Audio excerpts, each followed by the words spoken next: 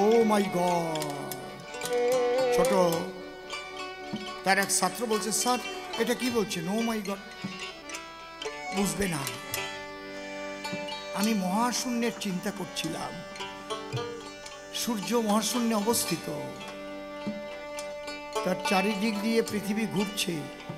ওর কক্ষপথ তো আমরা কেউ তৈরি করিনি। সূর্য থেকে কতটুকু দূরত্বে থাকবে সে অবস্থানটা আমরা করে দেইনি। কতটুকু গতিবেগে ঘুরবে ঠিক সেই গতিবেগে ঘুরে আসবে।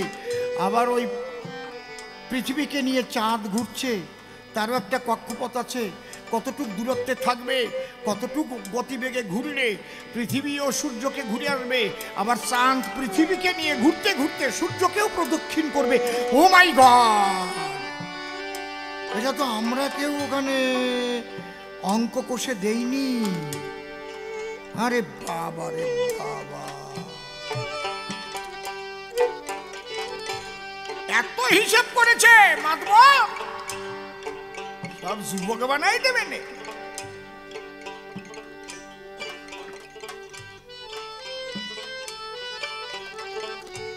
এক্সেপশনাল কেস কিছু থাকে, তাও তো আমি বলবো মালাবতী ভুল করেছে।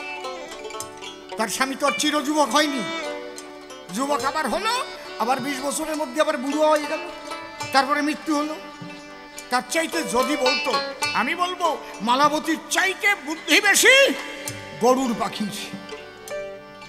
একটা পাখির বুদ্ধি বেশি। গরুরকে যখন নারায়ণ বলেছিল, গরুর তুমি সুধা নিতে যখন বৈকুণ্ঠে এলে, তোমার ভক্তি দেখে, মাতৃভক্তি দেখে সত্যি আমার ভালো লেগেছে, গেলে বলো তুমি কি চাও? সুধা তো তুমি পাবেই। বলছে আমি যা চাবো পাবো। হ্যাঁ, বলে আমি আর কিচ্ছু চাই না প্রভু, আমি তোমার বাহন হয়ে তোমার চরণ তলে থাকতে চাই প্রভু, আমি তোমার চরণ তলে থাকতে চাই। তার একটা পাখির কি বুদ্ধি। এই জন্য লক্ষ্মী নারায়ণের পূজা যেখানে হবে দেখবেন গরুর পাখি করা থাকবে, আছে না? নাকি ঠিক বলছি না বেঠিক বলছি? করে না নাকি? কথা কর না কেন আপনারা? লক্ষ্মী নারায়ণ পুজো হয় না কোনো বাড়ি? থাকে না গরুর পাখি বাহন? মালাবতীর বলতে হতো, হে প্রভু তুমি যখন কৃপা করে এসেছ, তোমার চরণ ছাড়া করো না প্রভু, তোমার রাতুল চরণ শিরে দাও প্রভু, তোমার এই সচ্চিদানন্দ জগতে যেতে চাই প্রভু, যেখানে গেলে আর জন্ম মৃত্যু থাকে না। আমি বলবো মালাবতীর চাইতে উর্মিলার বুদ্ধি আরো বেশি। লক্ষণকে সুমিত্রা খেতে দিয়ে কাটছে। কাল হবে রাম রাজা আজি অধিবাস, কইকেয়ী কুমন্ত্রণায় এবার হচ্ছে বনবাস। লক্ষণ জানে না। লক্ষণ বলছে মা কাটছো কেন গো? বলে ওসব তোর শুনতে হবে না, তুই খেয়ে নে। চোখের জল মুছছে। বলো না মা। বলে তুই তো জানিস রামচন্দ্র রাজা হবে, তুই তো জানিস না রাম 14 বছরের জন্য বনবাসে যাবে আর ভরত অযোধ্যার সিংহাসনে বসবে। কি?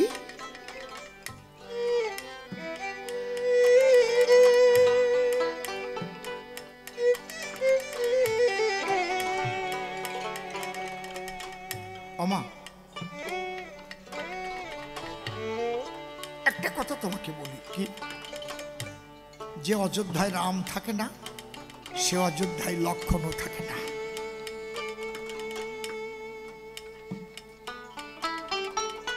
রাম রসায়নে এটার ব্যাখ্যা করছে। নখানা রামায়ণ দেখেছি আপনাদের আশীর্বাদ। রাম রসায়নে বলছে যেখানে রাম থাকে না সেখানে লক্ষণ থাকে না। কথাটা কি? এই অযোধ্যা দেহ অযোধ্যায়, আত্মা রাম আছে বলে দেহের লক্ষণগুলো ফুটে ওঠে।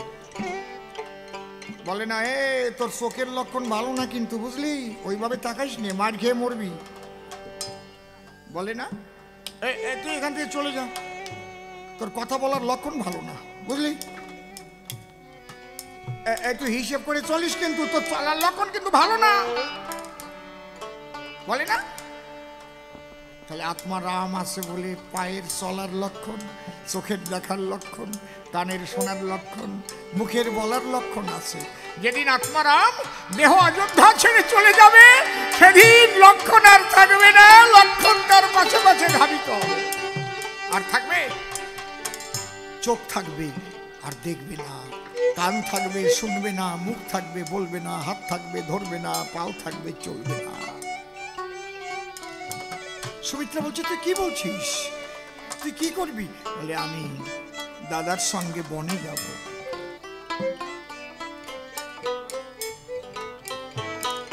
তোর উর্মিলা নববধূ, তাকে কি বলে যাবি? আমি যাচ্ছি উর্মিলার কাছে। লক্ষণ গিয়ে দেখছে উর্মিলা কাঁদছে। তুমি কাঁদছো? বলে কাঁদবো না, অযোধ্যার কানতে কি কেউ বাকি আছে? পশু পাখির চোখে জল ধরছে, সমস্ত গাছগুলোর মাথাগুলো অবনত হয়ে গেছে, তারা রাম হারা হবে। আমি কাঁদবো না, রাম হারা হবো আমরা, কাঁদবো না।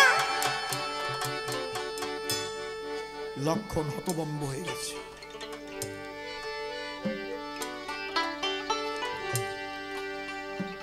আচ্ছা প্রিয়, এমতো অবস্থায় আমার কি করা উচিত?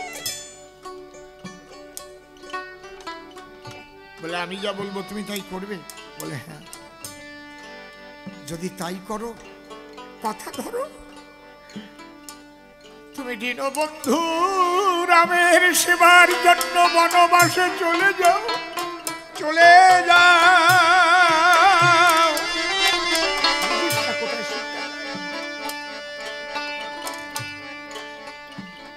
যা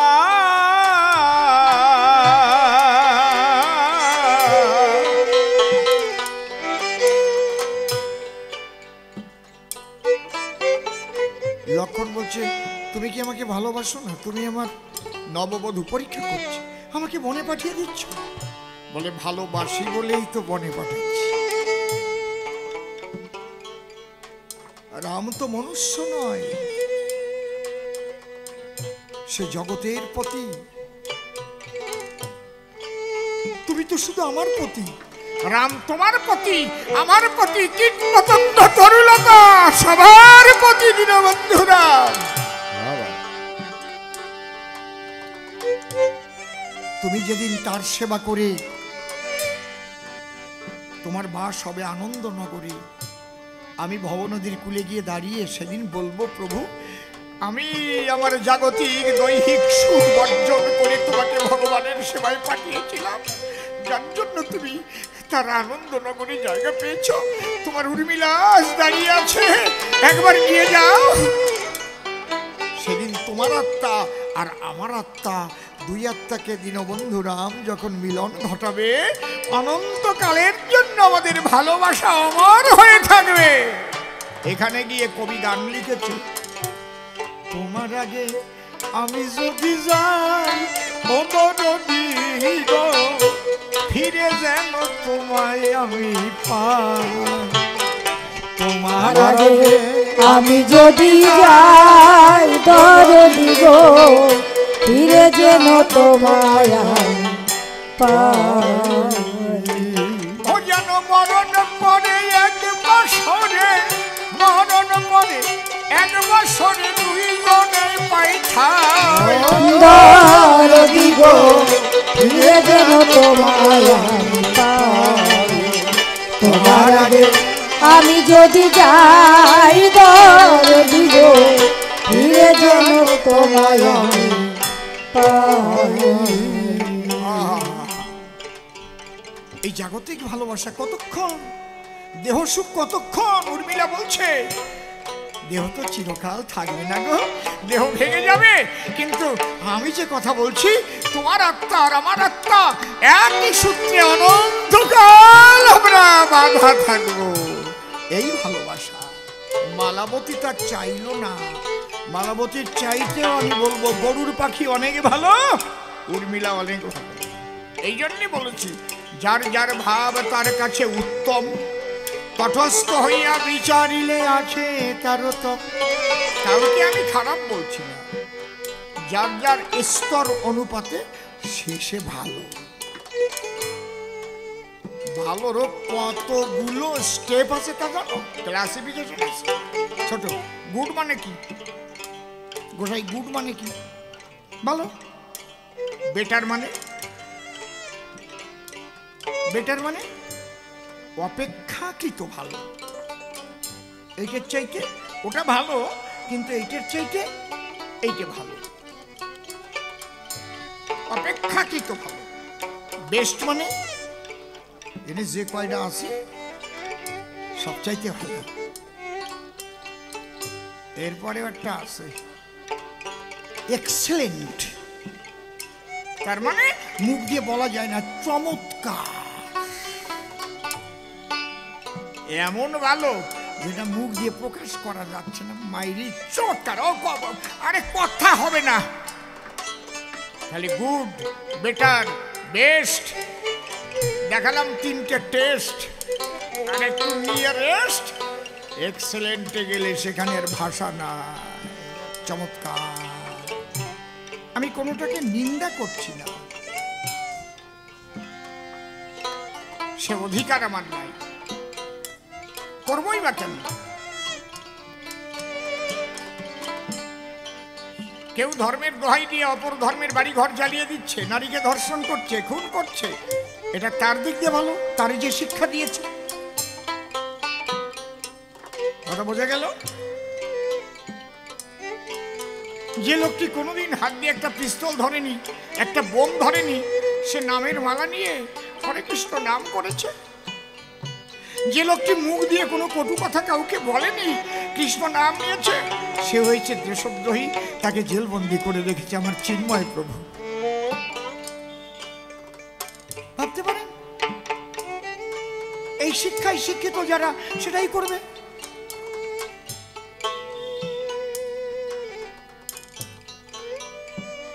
আর আমাদের শিক্ষা কি?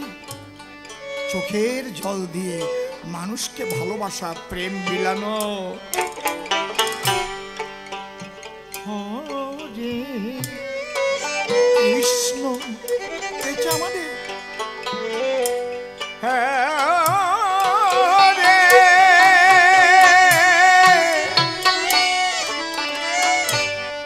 কৃষ্ণ,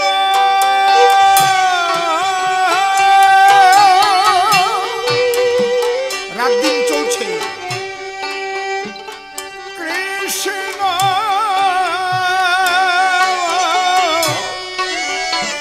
কৃষ্ণ হরে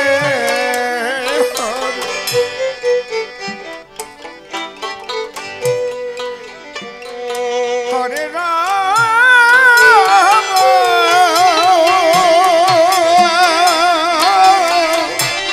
নিতাই গৌর হরিবল।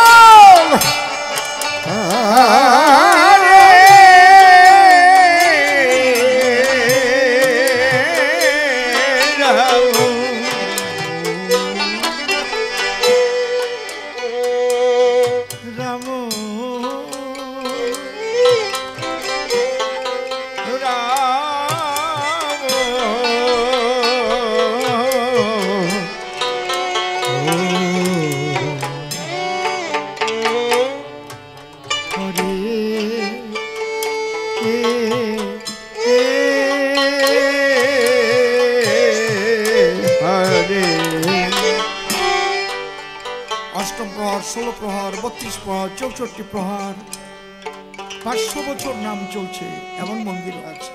কই কাউকে তো মারতেও বলে না, খুন করতেও বলে না, কারো বাড়ি জ্বালাতেও বলে না, শুধু কাঁদতে বলে, কৃষ্ণ বলে কাঁদো, হা কৃষ্ণ বলে কাঁদো। এর মতো ধর্ম আছে নাকি পৃথিবীতে?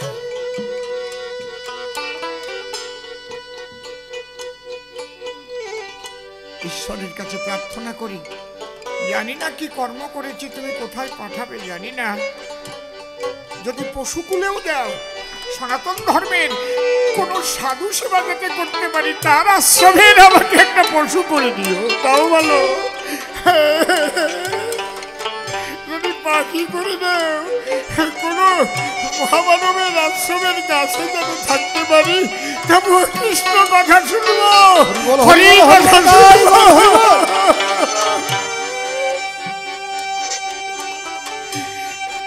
আর যদি মানব কুলে পাঠাও, তাহলে সনাতন ধর্মে কৃষ্ণ ভক্ত হরি ভক্ত মায়ের গর্ভে জন্ম দিও প্রভু। যে ধর্মে হিংসা বিদ্বেষ শিখায়, এমন জায়গায় যেন কোনোদিন জন্ম না হয় প্রভু। বড় কষ্ট হয়। ওই মনুষ্যত্বহীন হয়ে মানুষ হয়ে কি লাভ বলো? মনুষ্যত্বই যদি না থাকে কেন মানুষ বলে তা?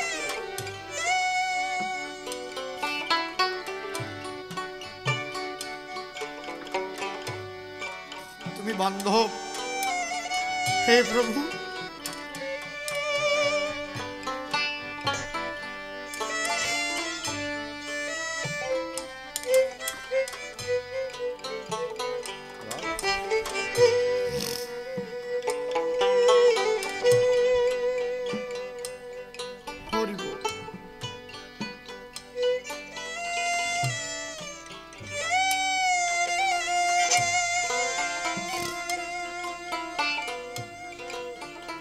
ধর্ম মানুষকে উদার করে, ধর্ম মানুষকে প্রেমিক করে,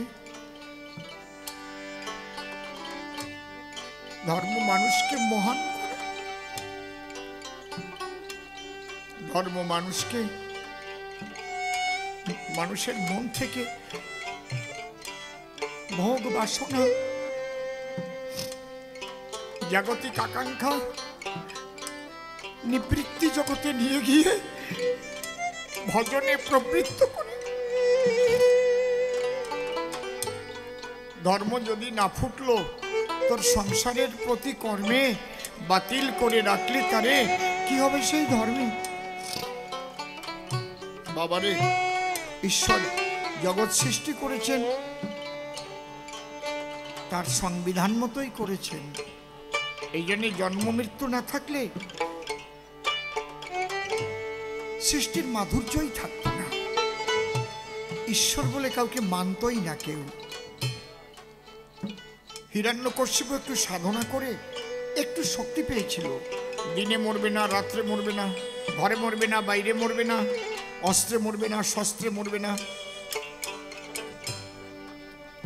দেবতা মারতে পারবে না, অসুরেও মারতে পারবে না, মানুষেও মারতে পারবে না, কেউ পারবে না।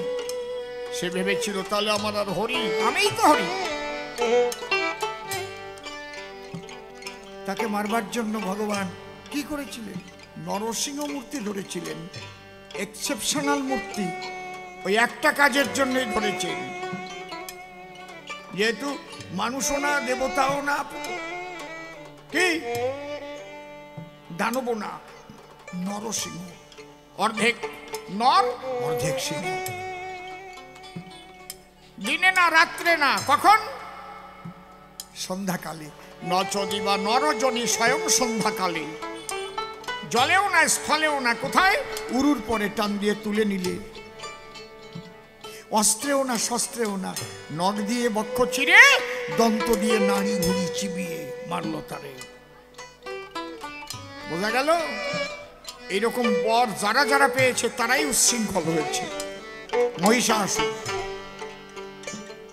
বৃকদত্ত, যারা যারা বর পেয়েছে তারা উচ্ছৃঙ্খল হয়েছে তাদের বধ করার জন্য। তারপরে আবার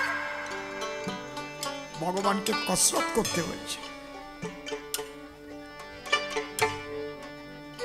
এই জন্য জন্ম মৃত্যু না থাকলে সৃষ্টির যে মাধুর্যই নষ্ট হয়ে যেত। বারবার বলছে কৃষ্ণ সর্বশ্রেষ্ঠ, রাধা। আরে কৃষ্ণ সর্বশ্রেষ্ঠ সে তো আমিও স্বীকার করে গেছি। সর্বশক্তিমান কৃষ্ণ স্বীকার করে যাই, প্রেমের গুরু রাধা রানী, এটা কি লক্ষ্য করো নাই? আমি কি সুন্দর করে বুঝালাম, কৃষ্ণ প্রাপ্তির পথ বহুবিধ আছে। কোন পথে পরিপূর্ণ কৃষ্ণ প্রাপ্তি হয়? আপনাকে আপনার স্ত্রী পায়, আপনার চাকর বাকর পায়, আপনার সখারা পায়, পায় তো আপনার মা বাবা পায়, কিন্তু আপনাকে আপনার স্ত্রী যেভাবে পায় সেইভাবে কি পাওয়া কারো সম্ভব? লজ্জা ঘৃণা ভয় তিনের ঊর্ধ্বে গিয়ে দাম্পত্য জীবনের মিলন হয়। ঠিক রাধা প্রেম জাগলে পরে গো কেমন ভাবে পাবে। তাই ব্রজবাসীরা রাধা রাধা বলে যে তবে। জয় রাধে বলে না ব্রজবাসীরা? মানে কি, রাধারানী তোমার প্রেম আমাদের দাও, কিঞ্চিত ভিক্ষা দাও। ও বলছে ভক্ত কি করে বড় হয়? ভক্ত না থাকলে ভগবানের প্রকাশই নাই, সে নিরাকার ব্রহ্ম। যাদের ভক্তি নাই তাদের কাছে নিরাকার, আর যার ভক্তি আছে তাদের কাছে সাকার। জ্ঞান যোগ ভক্তি তিন সাধনের বসে ব্রহ্ম আত্মা ভগবান ত্রিবিধ প্রকাশে। আমরা যে কথাগুলো আলোচনা করি একটাও নিজস্ব কথা না বাবা, জানবেন এই মহাপুরুষদের লেখনী, মহাপুরুষদের বাণী, সেইগুলোকেই আমরা আপনাদের কাছে তুলে ধরি। একদম পাকা সোনা, এগুলো কষ্টি পাথরে ঘষা সোনা, একদম 24 ক্যারেট,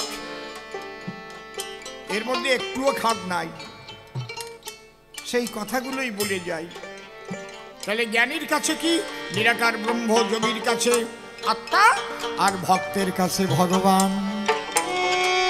মনে করেন পৃথিবীতে একটাও কৃষ্ণ ভক্ত নাই, মনে করেন একটাও কৃষ্ণ মন্দির থাকবে পৃথিবীতে?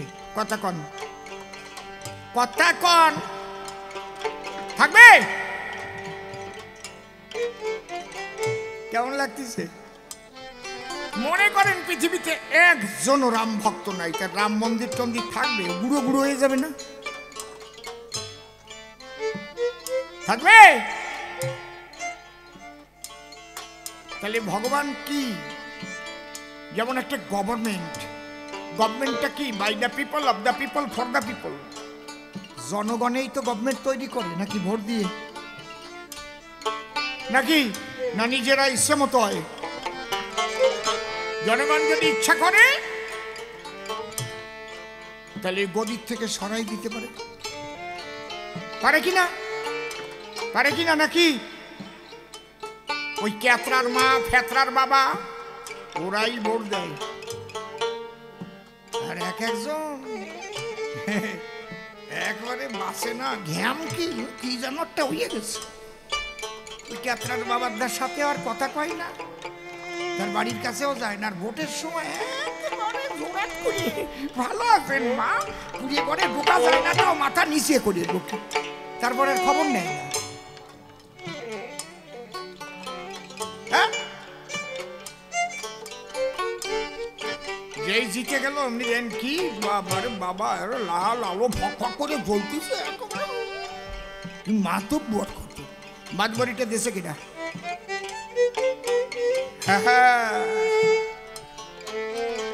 এই মানুষগুলো। তাই ভগবানগিরি আসে কোন জায়গাতে? ভগবান কি? বাই দা ভক্ত, অব দা ভক্ত, ফর দা ভক্ত। ভক্তের দ্বারা ভগবান, ভক্তের ভগবান, ভক্তের জন্য ভগবান।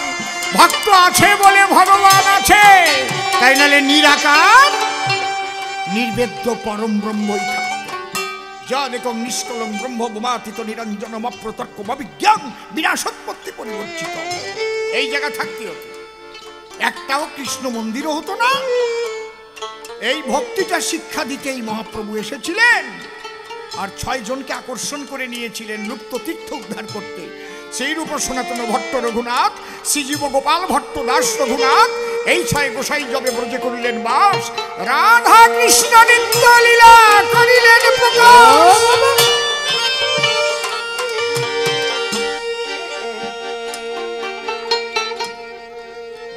5,000 বছর লুপ্ত অবস্থায় ছিল। বৃন্দাবন বলে কেউ চিনত নাকি? কোথায় শ্যামকুণ্ড, রাধাকুণ্ড, গিরি গোবর্ধন, একেবারে মধুর মধুর বংশী বাজে ওই সে বৃন্দাবন। মহাপ্রভু আসার আগে কে জানতো কোথায় রাধাকুণ্ড, শ্যামকুণ্ড, গিরি গোবর্ধন? কে জানতো কোথায় বৃন্দাবন? বলেন। ভক্ত বড় না, নেতা বড় না জনগণ বড়? কোনটা বড়? জনগণ বড়। হরিবল হরিবল।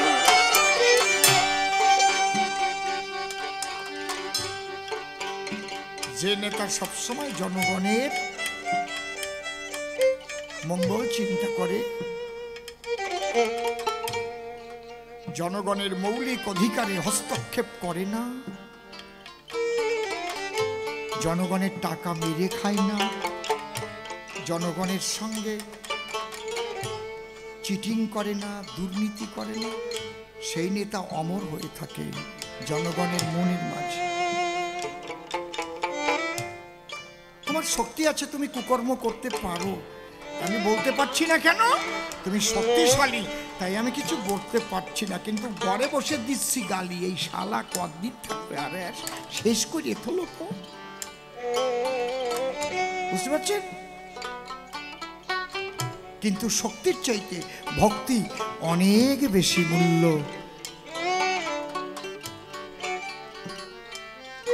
হয়তো তোমার শক্তি আছে বলে তোমার সামনাসামনি কেউ কিছু বলতে পারছে। হরিবল হরিবল। কি মা বলুন? রাখুন ওখানে, গোবিন্দের কাছে দিন। আমাকে কেন ডাকছেন? বসুন, আমি যা বলছি আলোচনাগুলো শুনুন, ধাতস্থ করুন।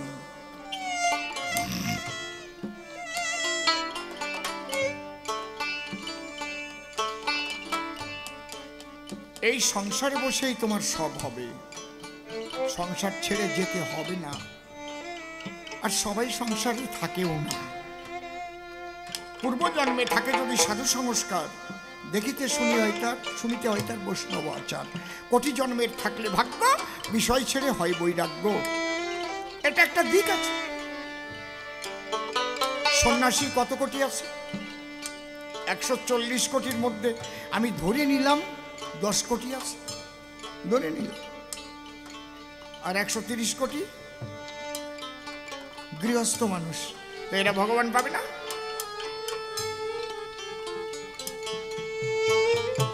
পাবে, অবশ্যই পাবে। তারা কিভাবে পাবে? লয়ে নিজ নারী ব্রহ্মচারী সচ্চরিত্র রবে, হাতে কাম মুখে নাম সদা সত্য কথা কবে, পরসতী পরপতি কবুনা স্পর্শিবে, তুমি না ডাকিলেও হরি তোমাকে ডাকিবে, সত্যবাদী জিতেন্দ্রীয় হইবে তো যেই, না থাকুক তার ক্রিয়াকর্ম হরি তুল্য সে। শ্রী শ্রী ঠাকুর হরিচাঁদ পরিষ্কার বলে দিলেন। মহাপ্রভু কাউকে সন্ন্যাস নিতে বলেননি, সবাইকে বাড়ি পাঠিয়েছেন। গোবিন্দ ঘোষকে অল্প একটু দোষ ধরে সংসারে পাঠাই দিল, যাও বাড়ি যাও। রঘুনাথকে কি বললো? মর্কট বৈরাগ্য কবুনা করিবে, অনাসক্ত হইয়া যথা বিষয় ভঞ্জিবে।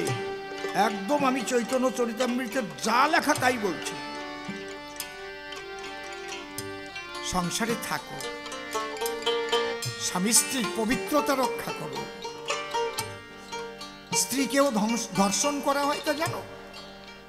ব্যভিচার হয় সংসারে বসে।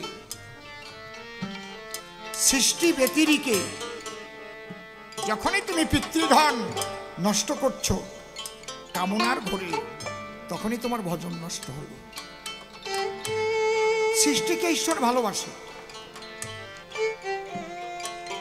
কিন্তু তুমি যে সৃষ্টি ছাড়া কামনার বশীভূত হয়ে স্ত্রী সঙ্গ করে বারে বারে মৃত্যুর মুখে যাচ্ছ, ভজন হবে না। কিন্তু এরকম সংসারী হলে হবে না। তাহলে রক্ষা পাবার কৌশলটা কি? এই জন্যই তো শ্রীগুরুর চরণ শরণ নিতে হয়। এই কৌশলটা তোমাকে কে শিখাবে? শ্রীগুরুর চরণ তোমাকে শরণ নিতে হবে। তুমি একা পারবা না। ব্যাধি হলে ডাক্তারের কাছে যেমন যায়, ডাক্তার বাবু ডায়াগনোসিস করে ওষুধ দেয় নাকি? ঠিক মতো ওষুধ খেলে গো তখন ব্যাধি সারে, আর ব্যাধি নিয়ে যদি কাটায় থেকে আপন ঘরে। যেমন ব্যাধি সারবার জন্য ডাক্তারের কাছে যেতে হয়, ঠিক কেমন এই ভবরোগ, এই রোগ সারতে সদ্গুরুর আশ্রয় নিতে হয়। একদিনে পারবা না, তবে বিবেকটা জাগাতে হবে তোমার। ভেবে কর্মের পরিণতি, কর্মে তুমি হয়েও ব্রতী, যে কর্মে জীবনের ক্ষতি সেই কর্ম করিও বর্জন। জাগ্রত বিবেক বলে দেয় যে কর্মের পরিণতি কি। অনেক ত্যাগ করতে হয়, এই সংসারে থেকে অনেক কিছু ত্যাগ করতে হয়, থাকতে হয় সংসারে, কিন্তু ত্যাগ থাকে অন্তরে, থাকে পবিত্রতা। সদা বলতে হবে তোমার সত্য কথা, গুরু তোমাকে বলে দেবে। সেই পথ ধরে চললে এই সংসারেই দেখবে ঈশ্বরের দর্শন পেয়ে যাবে। হ্যাঁ বাবা, যেতে হবে না। গোবিন্দ ঘোষ সে পেয়েছিল, সে চলে যাবার পরেও গোপীনাথ নিজে গলায় উত্তরীয় নিয়েছিল, এখনো আছে সেই ধরা বাঁধা।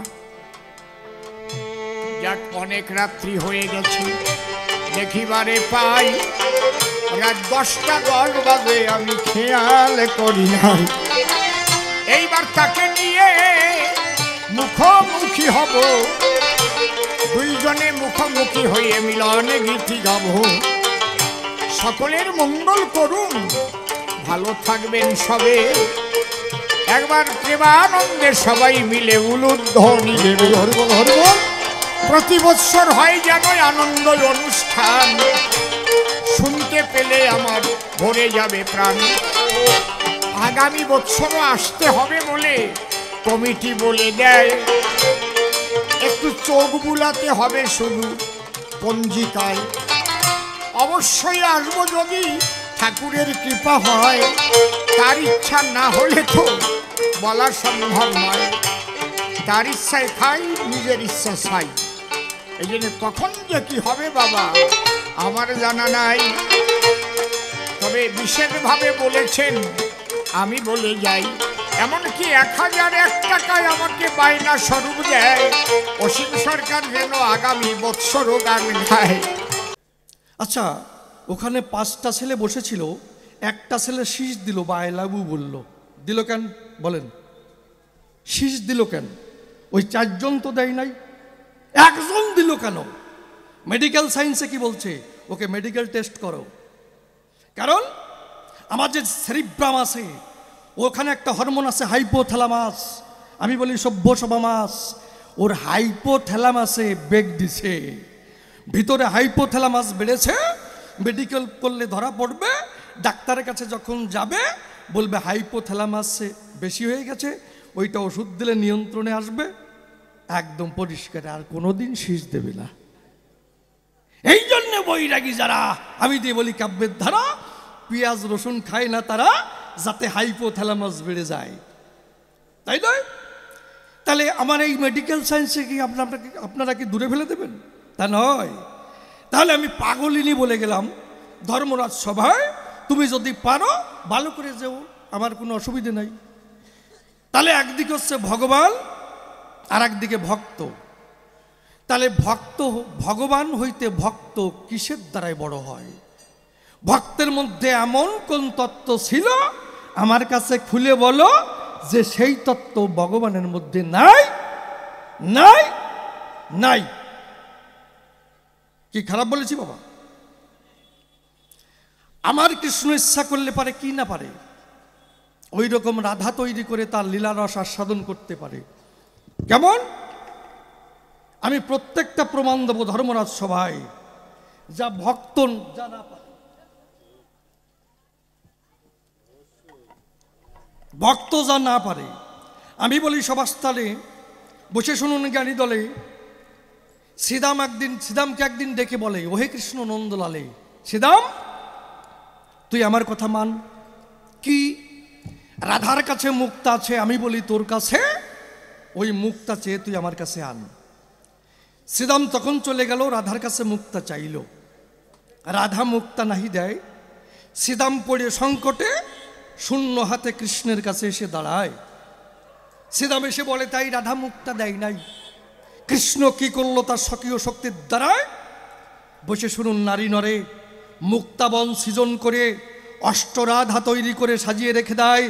শ্রীদামকে বলে, শ্রীদাম কথা লবি, রাধাকে নিয়ে আসবি, তাকে দেখাতে হবে সময়।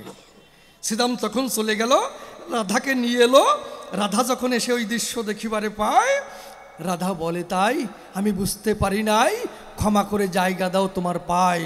তাহলে যিনি কৃষ্ণ নটবরে অষ্টবন তৈরি করতে পারে, ওই রকম রাধা তৈরি করে তার লীলার রসাস্বাদন করতে পারে। কিন্তু রাধা যে ভক্তা, বসে শুনুন বিজ্ঞ শ্রোতা, রাধার দ্বারাই কোনোদিন একটা কৃষ্ণ তৈরি করা সম্ভব নয়, নয়, নয়। আমার কৃষ্ণ ইচ্ছা করলে পরে গিরি গোবর্ধন পর্বত উচ্চ করতে পারে, পারে নয়? দেবরাজ ইন্দ্র যখন শিলাবর্ষণ করেছিল, তখন কাকতিমিনতি করলো, তখন কৃষ্ণ কি করলো? গিরি গোবর্ধন পর্বত উঁচু করে তার কনিষ্ঠ অঙ্গুলের দ্বারা রেখেছিল। এখন যদি একজন ভক্তরে বলি, তুমি একটা 50 গ্রাম বাটখারা উঁচু করে ধরো, তো পারবে? ওর বাবার বাবা পারবে? তাহলে কৃষ্ণের দ্বারাই যা সম্ভব, তা কোনো ভক্তের দ্বারাই সম্ভব নয়। মহাকাশে মহালীলা চলে, খুলে বলি সভার তলে, গ্রহ নক্ষত্র তার কক্ষপথ অনুসরণ করে চলে মহাশয়। যদি একজনের সঙ্গে একজন ধাক্কা খায়, কি হবে? পৃথিবী গোল্লাই যাবে। তাহলে একটা নিয়মে চলে, নিয়মে যখন চলে তাহলে নিয়মটা আছে। সেই নিয়মটাকে কে চালাচ্ছে? ভগবান না ভক্ত না রাধা? চালায় কে? ভগবান শ্রীকৃষ্ণ। বড়কে ভক্ত কে কয়? গুসাই। গিরি গোবর্ধন পর্বত কে উঁচু করেছিল? কৃষ্ণ। বড়কে ভক্ত কে কয়? গুসাই। কালী মূর্তিকে ধারণ করেছিল কৃষ্ণ। বড়কে ভক্ত কে কয়? গুসাই।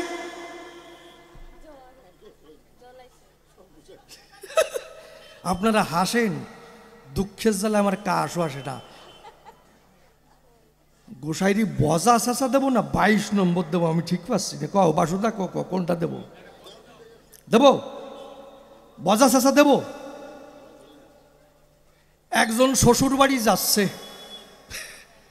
মিষ্টির একটা হাড়ি নিছে, আর আজকাল জামাইরা যা চালাক হইছে, ওরি কপাল রে।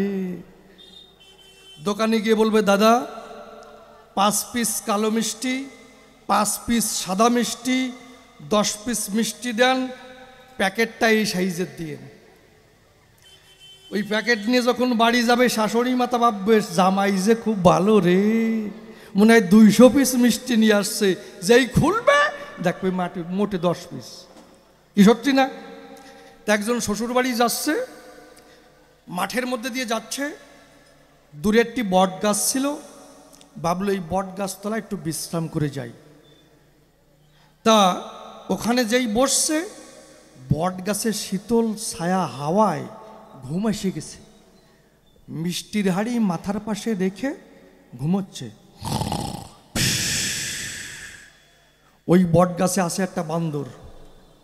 ও ভাবলো লোকটা ঘুমাচ্ছে, ওর মাথার সামনে কি? ও ক্যালক্যাল করে নেমে আসছে, হাড়ি নিয়ে ক্যালক্যাল করে উপরে চলে গেছে। যেই খুলেছে, বান্দর দিয়ে দেখে দৃষ্টি, এ তো গোল গোল মিষ্টি। সপা সপ খেয়ে কত বড় হারামজাদা ওই ফাঁকা হাড়ি, খালি হাড়ি ওর মাথার সোজা ভকা ধবাং করে ফেলেছে। লোকটা শিহরে উঠেছে, আমার হাড়ি ভর্তি মিষ্টি এই দশা কে করলো? উপর দিকে তাকিয়ে দেখে বান্দর, আবার বিস্কি দেয়। যা, আজকে যাত্রাটাই নষ্ট। 7 দিন যখন হয়ে গেছে, বান্দর চিন্তা করছে, কোনো এক ভদ্রলোক কেন আসে না? 7 দিন হয়ে যায়, কেন মিষ্টি নিয়ে আসে না? আমার মিষ্টি খাওয়ার বাসনা। 7 দিন পরে এক সাপুড়িয়ে নূতন কালকেউটো সাপ ভরিয়ে, হাড়ির মধ্যে ভরিয়ে ওই বটগাছতলা দিয়ে যাচ্ছে। মনে মনে ভাবলো তাই এই জায়গায় একটু বিশ্রাম করে যাই। হাড়ি রেখে যেই বসছে, ঘুম আসছে, অমনি ঘুমিয়ে পড়েছে। আর বান্দর ঠিক পেয়েছে এই যে আমার মিষ্টির হাড়ি এসে গেছে। বান্দর ক্যালকেলায় নেমে এসছে, মিষ্টির হাড়ি নিয়ে আবার ক্যালকেলায় উপরে গেছে। যেই খুলছে, বান্দর দিয়ে দেখে দৃষ্টি, এ তো ভনা ধরা মিষ্টি। বান্দরের বুদ্ধি আছে, ও খপ করে মাথা ধরে বসছে। যেই মাথা ধরেছে, আর এদিকে ভালো করে পেঁয়াজ দিছে সাপে। পেঁয়াজ যেই দিছে, শালা বান্দর দেখছে মরছি তো। যেই ভালো মতো সাপে কষণ দেয়, আর বান্দর মাথা ধরে গাছের সাথে ঘষণ দেয়। সাপে একটু কষণ ছাড়িয়ে দেয়, আবার যেই কষণ দেয়, বান্দর মাথা ধরে গাছের সাথে ঘষণ দেয়। মাথার নেই, খালি বডি, সমান হয়ে গেছে, গোষ্ঠী গোষ্ঠী, মাথার নেই। ওই সাপ যাই ফেলিছে, লোকটা চিৎকার করে উঠেছে, আরে আমার সাপের দশা এটা কে করলো? লোকটা চলে গেছে। বান্দরের এখন আর মিষ্টি খার অভ্যেস নাই, গসা অভ্যেস হয়েছে। জঙ্গলের মধ্যে দিয়ে ভন ভন ভন ভন করে ঘুরছে, কোথায় একটু গসার জিনিস পাই। কাটছেরাই করে না, রাম করাটিয়ে উপর একজন নিচে একজন কাটে, হেই হেই হেই। ওর মাঝখানে একটা খিল দেয় না, যাতে করাতটা সরে ফাঁকা থাকে। তা ওরা মনে মনে ভাবছে কি যে অনেক সময় তো একটু করাত টানলাম, একটু টিফিন করে আসি। তা যে টিফিন করতে গেছে, বান্দরের ওই দিকে দৃষ্টি পড়ছে। ভালো গাছের গুড়ি খাপ করে যাই উঠছে, উঠবি তো বসছে, দুই পাশে দুই পা ঝুলিয়ে দিয়ে, আর ধন সম্পত্তি ওই যে খিল ওর ফাঁসে ফাঁকা জায়গা, ওই জায়গায় রাখিয়ে বসছে, আনন্দে পা ঝুলাচ্ছে। আর ওই খিলির দিকে লক্ষ্য করেছে, বা ভালো একটা গসার জিনিস পেয়েছি তো, পা ঝুলাচ্ছে, আর দিকে খিল ধরে শট করে খিল উঠে গেছে, শট করে কাঠে বজা চাচা হয়ে গেছে। বান্দর কয়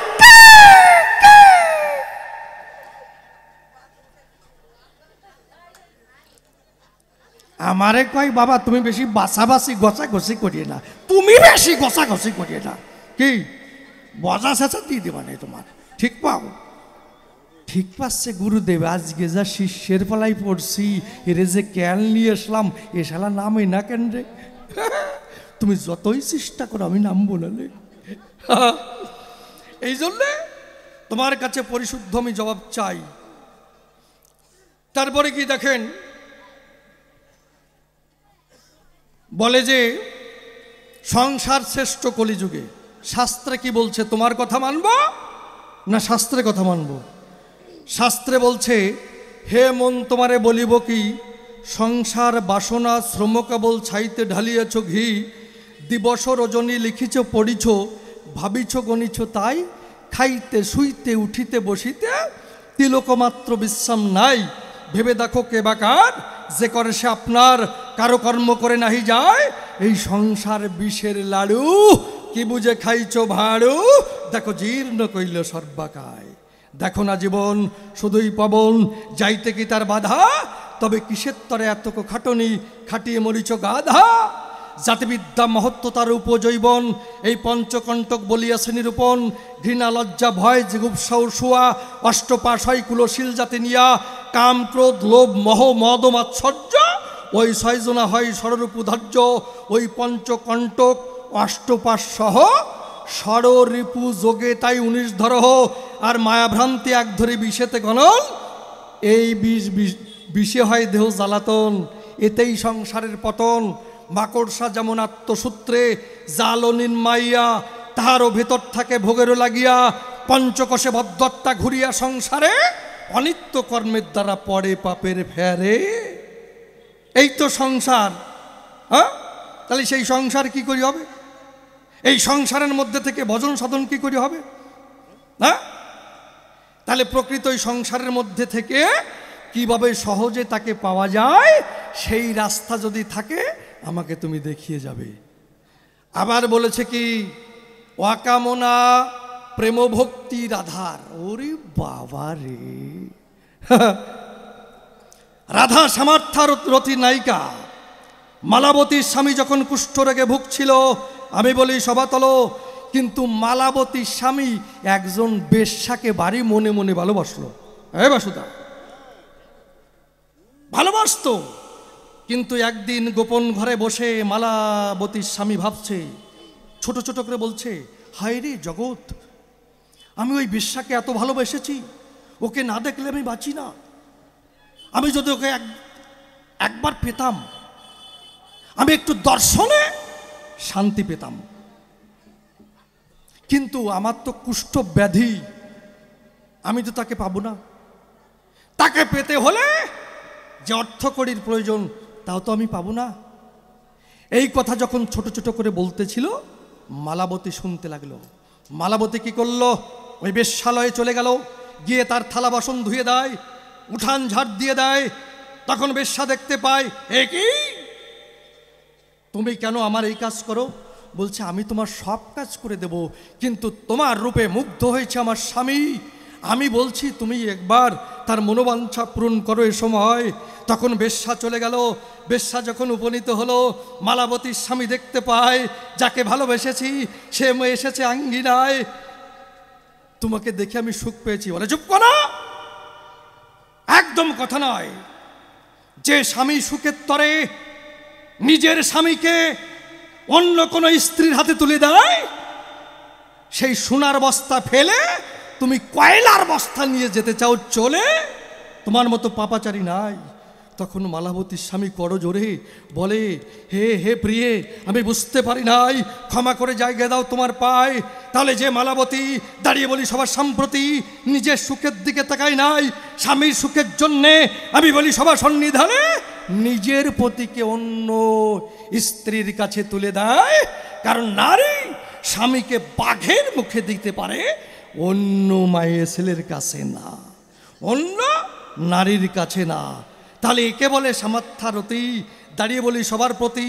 আর যে রাধাকে সামার্থ্যরতীর নায়িকা কয়, যখন রাস হয়েছিল, যখন কৃষ্ণ সবাইকে নিয়ে রাস করলো, তখন রাধারানী ভাবে হিয়ায় কৃষ্ণ আমার সঙ্গে রাস করবে, অন্য নারীকে জড়াই ধরে কিসের দায়?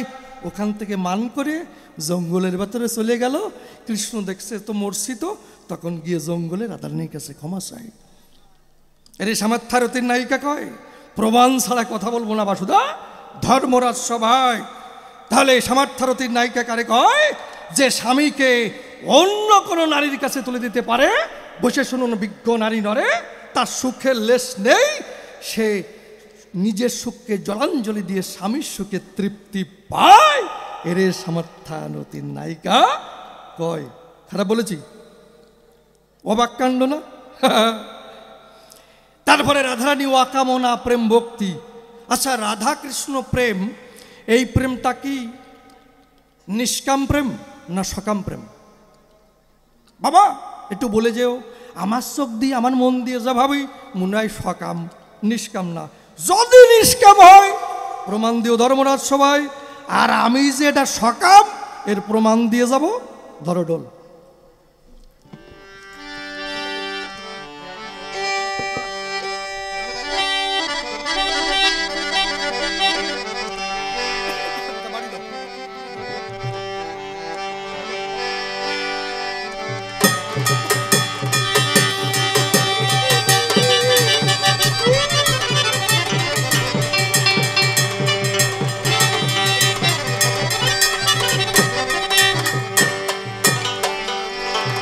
দেখুন রাধারানী কি গাইছে, কুঞ্জবনে তোমারই শোনে মিলনের স্বাদ জাগে বন্ধু। কুঞ্জবনে তোমারই শোনে মিলনের স্বাদ জাগে বন্ধু।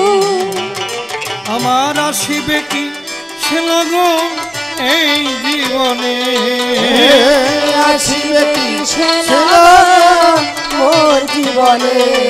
ও আসিবে কি কৃষ্ণ গো মোর জীবনে মিলনের সাজ জাগে বন্ধু কুঞ্জবনে তোমার মিশনে মিলনের সাজ জাগে বন্ধু বুকের ভিতরে এতটুকু মন সে মনে চায় তোমার পরশন ও বুকের ভিতরে এতটুকু মন সে মনে চায় তোমার পরশন জানি না তা পূর্ণ হবে কেমনে জানি না তা পূর্ণ হবে কেমনে ও জানি না তা পূর্ণ হবে কেমনে মিলনের সাজ জাগে বন্ধু কুঞ্জবনে তোমার মিশনে মিলনের সাজ জাগে বন্ধু আস্তে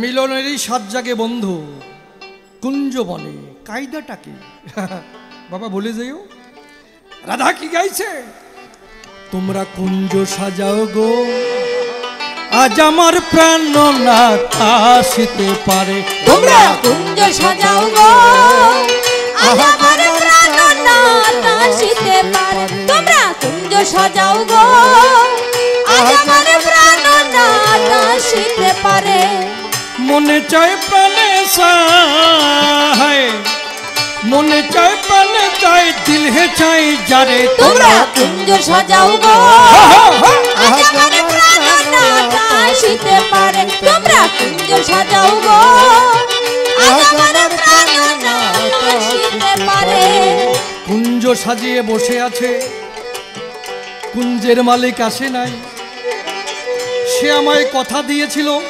প্রাণবধূ আসবে কথা দিয়ে কেন এলো না কেন এলো না কেন এলো না কেন কেন এলো না সে তো আমায় কথা দিয়েছিল আসবে যখন এলো না তখন বিরহে এলো ব্যথা জাগলো ক্রোধ জাগলো ক্রোধে বুদ্ধি নষ্ট হয় তখন রাধা কি গাইছে দিল না দিল মন দিল না এত যে নিঠুর বন্ধু জানা ছিল না গো এত যে নিঠুর বন্ধু জানা ছিল না দিল না দিল মনি দিল না এত যে নিঠুর বন্ধু জানা ছিল না গো এত যে নিঠুর বন্ধু জানা ছিল না আমি যারে বাসি ভালো কাজলের চেয়েও কালো আমি যারে বাসি ভালো কাজলের চেয়েও কালো আমি যারে বাসি ভালো কাজলের চেয়েও কালো হয় না তাহার তুলনা দিল না দিল মনি দিল না এত যে নিঠুর বন্ধু জানা ছিল না গো এত যে নিঠুর বন্ধু জানা ছিল না চুল কালো আখি কালো কাজল কালো আরো কাজলের চেয়েও কালো বলতে কি তা পারো চুল কালো আখি কালো কাজল কালো আরো চুল কালো আখি কালো কাজল কালো আরো কাজলের চেয়েও কালো বলতে কি তা পারো আমি যারে বাসি ভালো কাজলের চেয়েও কালো আমি যারে বাসি ভালো কাজলের চেয়েও কালো আমি যারে বাসি ভালো কাজলের চেয়েও কালো হয় না তাহার তুলনা দিল না দিল মনি দিল না এত যে নিঠুর বন্ধু জানা ছিল না এত যে নিঠুর বন্ধু জানা ছিল না রাধায় আর কৃষ্ণ প্রেম কোন প্রেম হয় নিষ্কাম না সকাম তাই বলো যে আমায়